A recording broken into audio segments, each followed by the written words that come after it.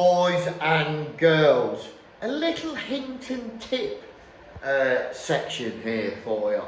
Now, if you're painting a plot that requires a satin finish and you spray your plots, you'll more than likely spray your doors. Yep. You'll more than likely spray your doors in acrylic primer undercoat instead of an oil-based undercoat, just because it's dead quick and it's easier to clean out because you can do it with your emulsioning. So basically, when you spray your plot out with emulsion, you swap over and run Aki through your sprayer, spray your doors and spray your stairs. So the advantage with that is you'll spray your doors with one coat, so to speak, and they'll look absolutely solid when they're dry. Reason most of us don't spray oil-based is because, like, cleaning it out's going to cost you a small fortune. You probably have to take out a second mortgage for terps, you know what I mean? So we spray doors in Aki. Now, the disadvantage to that is whether you're applying satin or gloss as a top finish, that acrylic will absorb the gloss or the satin a bit more than what it would do if it was oil based on the door. So what tends to happen is you'll take a bit of the shine out of the gloss or the satin. So satin, for example, I've noticed, and I did get picked up on it, that I'll put the satin on and it won't be quite as shiny as it should be, even with a good coat of satin on.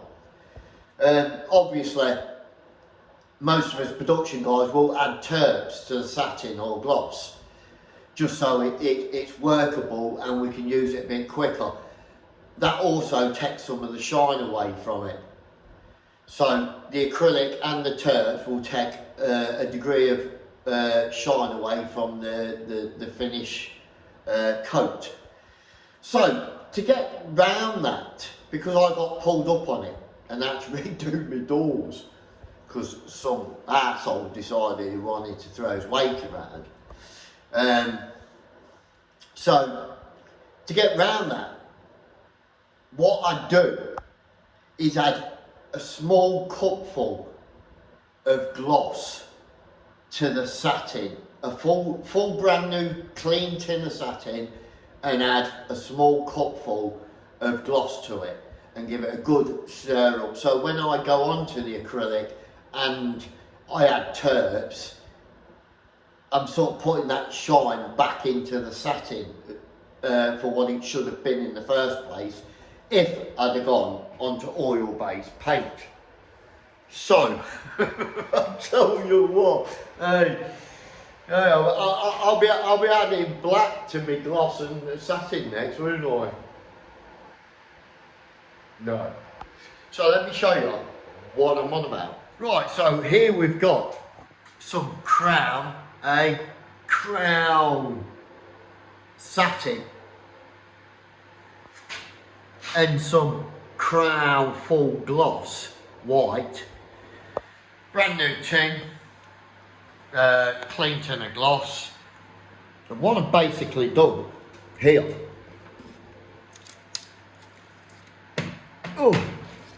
is just a very small putty container. I did have a little cup, but I can't find it. I don't know what I've done with it, and that's full of gloss. Yep. There you go. So then all I do is tip the gloss into the satin.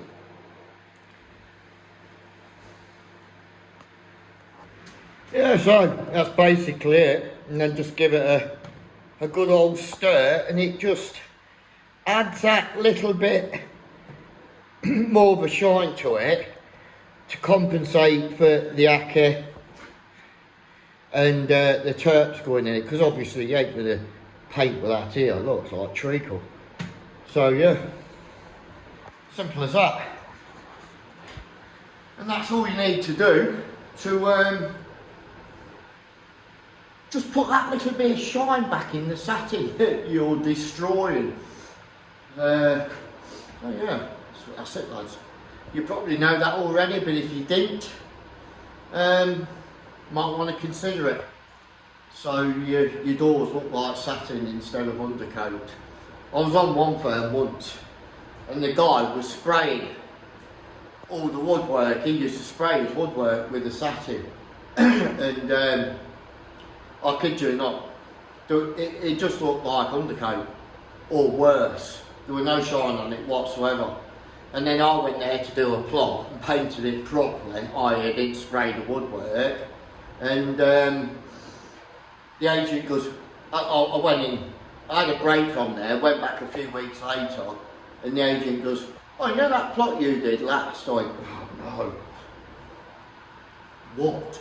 He goes, he said I had to have a Tommy tank over your woodwork. He said it looked brilliant. I thought, well, it's not going to be hard, is it? Look who you got painting the woodwork in the rest of the plots on the side. Hey, looks like satin. It don't even look like satin, it looks like undercoat. So it weren't hard for mine to look brilliant, was it? And he's still doing it to this day like that. Unbelievable. And this is why I spray behind my rads, because other painters just leave it like that. At least mine looks better. Do you know what I mean? Obviously that needs a cap on, doesn't it? There's, put something on that, but this is why I spray all my brackets, so they're all clean and tidy and not left like that. So, what you gotta say about that? I'll tell you what, if there's one trade that really irritates the crap out of me, and that is, can you guess? Come on. You're right. Cleaners. They do my head in. I mean, as you can see around this plot, look, it's all taped up, nice, look, plugs, you name it, it's all clean, right? But oh no, they've got to moan about something, haven't they? So the vents, top of the window,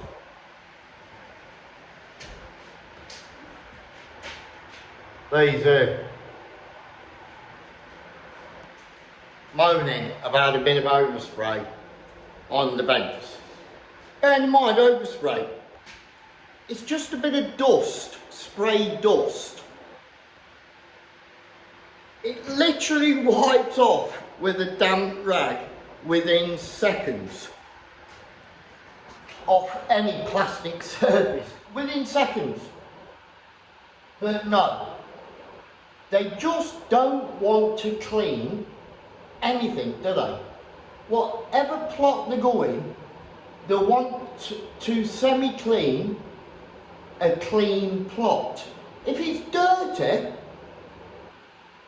it's too much work, isn't it, Prubs? It's too much work. I've come across this problem year after year after year of cleaners complaining, oh, there's too much plaster on this, there's too much paint on this.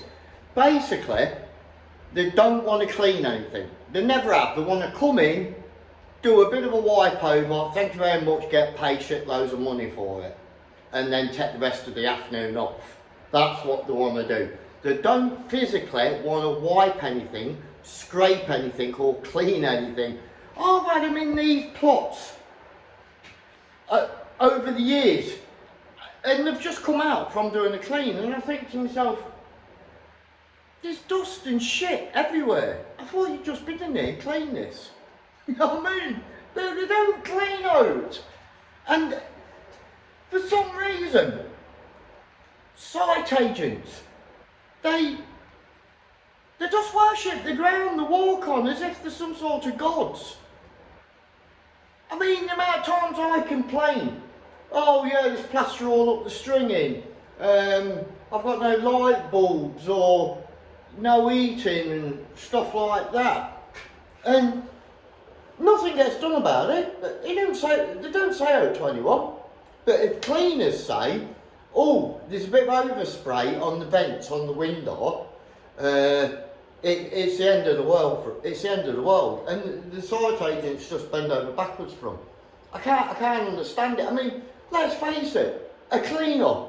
You know what I mean? A cleaner. I could do it. I'd learn the trade within 2 days. Do you know what I mean? But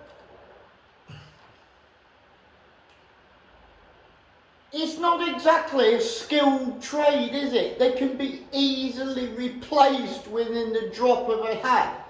Cleaners moan too much, well, get on with it or just get somebody else. Simple as that. Do you know what I mean? I know sites where the agents will go, stop moaning, don't want to hear it, just get on with it and get it cleaned. But you go on some sites, it's like, they're the gods of the building trade, like, do not dirty anything because I'll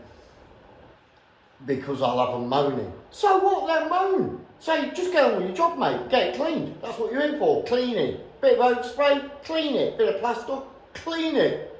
Some shit on the floor, clean it. Simple as that, isn't it? Oh, I tell you what. Something else, absolutely something else. I don't know why certain individuals bend over backwards from. I mean, these plots are cleaned about half a dozen times before they even get in here. They don't clean out, do they? My God. What do you think of it? Hey, tell me some of the stories that you've come across with these God cleaners. Because I'll tell you what I think. I'll tell you what I'd say to them. Just get on with the job. If you don't like it, mate, I'll get someone else. Simple as that. Clean. Do your job. Stop moaning.